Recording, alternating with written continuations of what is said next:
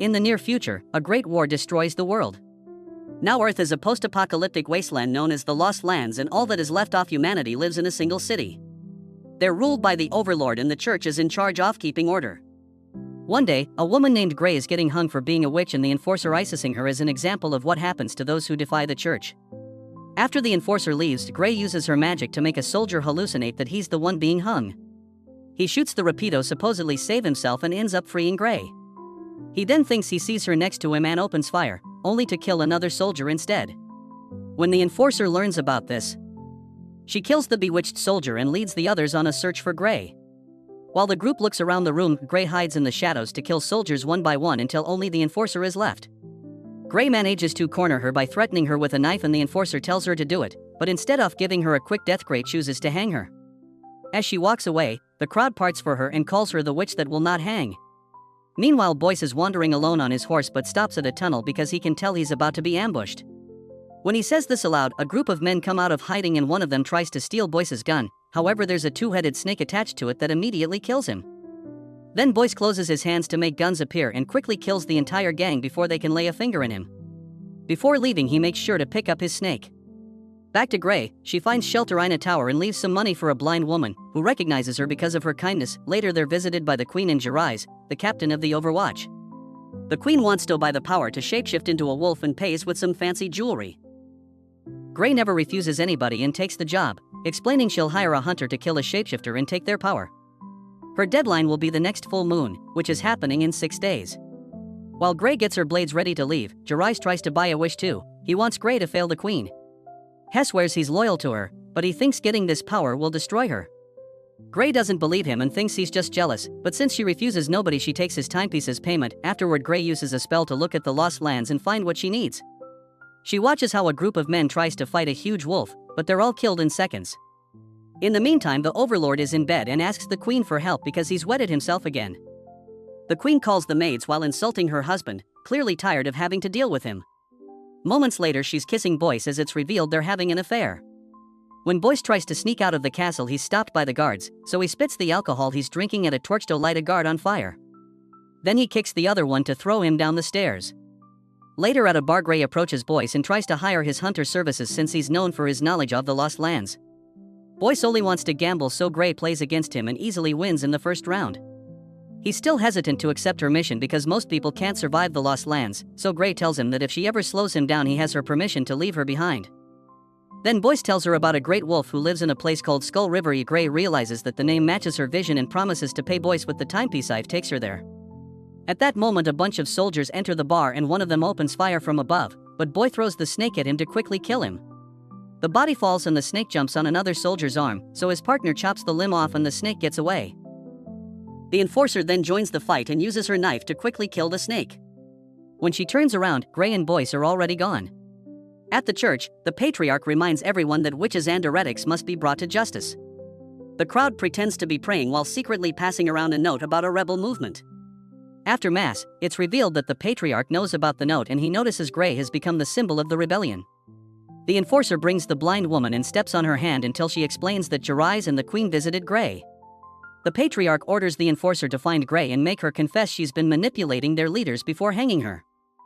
In the Lost Lands, Grey and Boyce are camping for the night. Boyce tries to catch a new snake but can't find one that pleases him. While Grey is trying to sleep, Boyce approaches her with his blade, so she stops him with her knife. However, he's there to kill the scorpion that was about to sting her.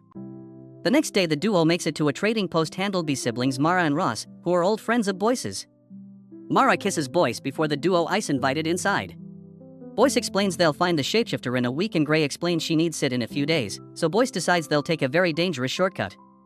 That night, Boyce and Mara get naughty and lament that they only see each other once a year. When the duo leaves in the morning, Boyce warns Mara that the siblings are the only friendly faces in the Lost Lands, and Grey notices a beast skeleton in a cage. Meanwhile, the enforcer and all her soldiers have started searching the Lost Lands by train. The Queen goes to see the Patriarch since he authorized the use of the train without consulting her, not to mention he sent all the soldiers away and left the city vulnerable. The Patriarch says he's heard rumors of her betrayal, but the Queen assures him it's all lies. Later, the Patriarch calls the enforcer on the train and tells her it's confirmed the Queen is lying, so they need to catch the witch quickly. If they arrest the queen for betrayal and the sick overlord dies soon, the patriarch can take control of the city. Sometime later the soldiers find Ross and Mara and torture them until Mara confesses that Gray and Boyce are going to Skull River. Before leaving they kill the siblings and burn down their trading post. The next day Gray and Boyce reach the Rift, a city in ruins full of chasms. They enter an old building with a cable car and Boyce looks for the driver, who will give anybody a ride for money. The man doesn't answer when Boyce calls his name. So the duo starts searching the building. Sadly they discover that the driver has been hung, which means the soldiers got here first. When the duo tries to leave, the enforcer and her men surround them. They're willing to let Boyce go if he gives them Gray and show Mara's body as proof they're serious. At that moment Mara wakes up and says Boyce's name, so the enforcer shoots her to kill her for good. Boyce gets furious and opens fire while Gray slides ahead to strike a soldier down and steal his guns. She also opens fire and by working together, she and Boyce quickly kill all the men surrounding them. Unfortunately there's a horde of soldiers hiding on the train and now they come out to join the fight.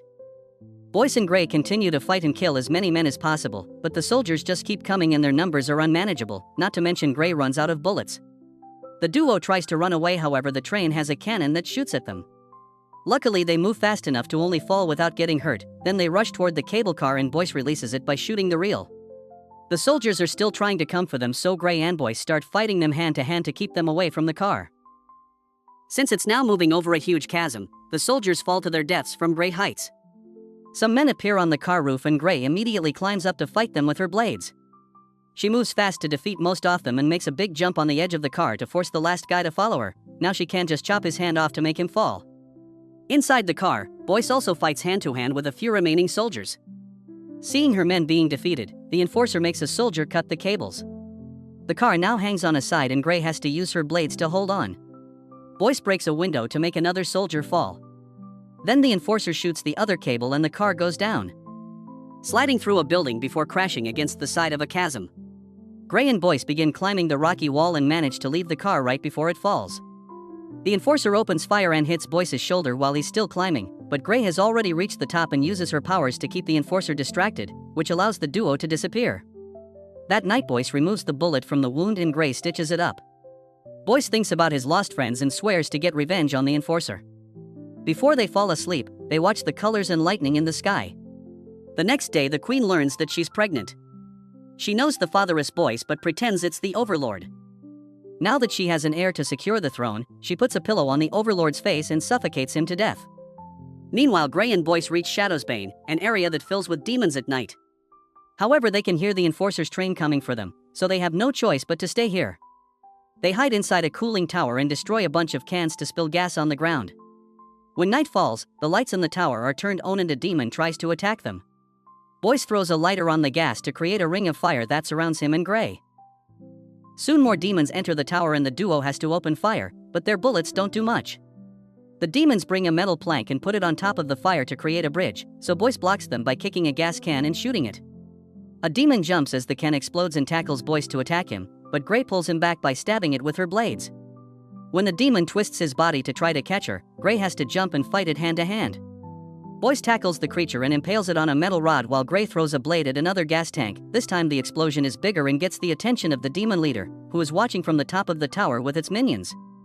They jump down and tackle both humans while the leader calls Gray by name, saying she shouldn't have come back to this place. Gray uses magic to make him move back and shoots fire from her hand, controlling the whole flame circle to make it grow into a huge fire tornado that burns all the demons down including the leader. Afterward Boyce points out he couldn't feel the flames, so Gray explains it wasn't real. She used an illusion to make the demons think they were on fire and they died of a placebo effect. She reveals there's a big treasure full of power hidden there and many years ago a man hired her to steal it. However, this place is so corrupted that it transformed the man and his minions into the demons they encountered. The next day the patriarch announces that the overlord is dead but the queen is pregnant. Sud baby shall be the new overlord. The citizens don't react, so Jirai shoots a bullet in the air to make the crowd chant in favor of the queen and her child. Afterward the patriarch bends the knee to the queen, promising to advise her well.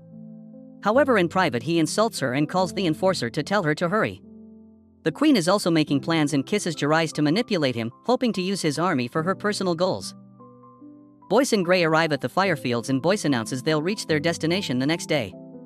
Fighting the shapeshifter will be dangerous, so Gray thinks Boyce should take his payment and leave. He refuses and asks her to come back with him, but she can't because a curse forces her to take on every mission. The following day, Boyce and Gray are crossing a tunnel when they hear the train approaching. Since they can't outrun it, they make a plan. Gray stands on the rails and waits for the train to be close enough before she starts running. The enforcer immediately makes the train chase after her, not realizing it's a trap. Gray guides it to a broken rail and jumps at the last second so Boyce can catch her. The train can't stop and falls into the abyss, causing an explosion that kills the enforcer and all her men. When the Patriarch learns about this, he tries to assemble his guard to take the throne by force. However, Jarais and his army suddenly surround him to kill and his remaining soldiers, leaving the Queen as the only leader in the city. Afterward, Jarais and the Queen celebrate by jetting naughty. The next day, Gray and Boyce arrive at the Skull River, an area covered in the bones of the wolf's victims. They search an old building and find signs someone is living there, but not a person in sight. Boyce tells Gray they should go back, but Gray wants to finish her mission. When night falls, Gray covers her fingers with silver claws and heads outside. Boyce again tries to stop her, but it's too late. The full moon is out and causing him to transform. It turns out he was the shapeshifter all along, and Gray thinks he agreed to guide her to bring her here and kill her. Boyce's body grows in size and his clothes are destroyed as he finishes becoming a huge wolf. Gray throws the timepiece at him before she starts fighting him with the silver claws, but Boyce is clearly stronger and easily throws her around. Then Gray creates an illusion that sends a bunch of birds after him, allowing her to hide. When Boyce jumps to attack the big bird, the illusion ends and reveals Gray stabbing him with the claws. Boyce tries to defend himself, but he's now too weak, and after a few more hits, Gray brings him down. He raises his arms in a last effort when Gray moves to land the final blow. Seconds later, Boyce wakes up covered in scars. Gray is giving him water and telling him to rest. Boyce falls asleep, and the next time Hugh wakes up, he finds himself in chains. It's revealed that when Gray gave him stitches, she hid some silver under his skin, which has been poisoning him all along. When she gets ready to kill him, Boyce says he has a wish and reminds her she can't refuse anyone. He wants them to be together and hunt together to end their loneliness. Gray agrees while pointing out there's a price. At that moment, the clouds move and the moon forces Boyce to transform again, so Gray starts cutting his chest open. The next morning, Gray drops the timepiece on Boyce's grave and leaves with his pelt. When she enters the city, the slaves chant her name and some guards try to calm them down to no avail. Soon the church's giant cross is brought down by the rebels. Gray gives the pelt to Jarais with instructions for the Queen to gain its power. When Jarais points out she failed his mission, Gray explains she's killed the Queen's lover and now Jarais can have her, which is his real wish. Later, the Queen has a breakdown when she realizes the skin belongs to a dead Boyce. Her goal had always been to become a beast to be with him, but Jarais points out Boyce corrupted her. The Queen realizes he's betrayed her and takes a hairpin to stab Jarais in the neck, killing him. The rebels use this chance to burst into the castle and kill all the guards, whose bullets can't do anything against such a huge amount of people. When the sun rises, it burns the pelt until there's nothing but ashes. At the same time, Boyce's grave starts shaking. Sometime later, a revived Boyce finds Gray with the intention to kill her. However, Gray confesses she's always known he was the Queen's lover. She planned everything so the rebels could finally defeat their oppressors and Boyce would survive in the end. Boyce tries to shoot anyway, but his gun fails, so he attacks with a knife instead. Gray dodges it and they end up stuck with their blades on each other's necks. When Gray reminds him this is what he wished for, Boyce agrees, and now the duo leaves together to travel through the Lost Lands. Thanks for watching. Please like and subscribe for more videos like this.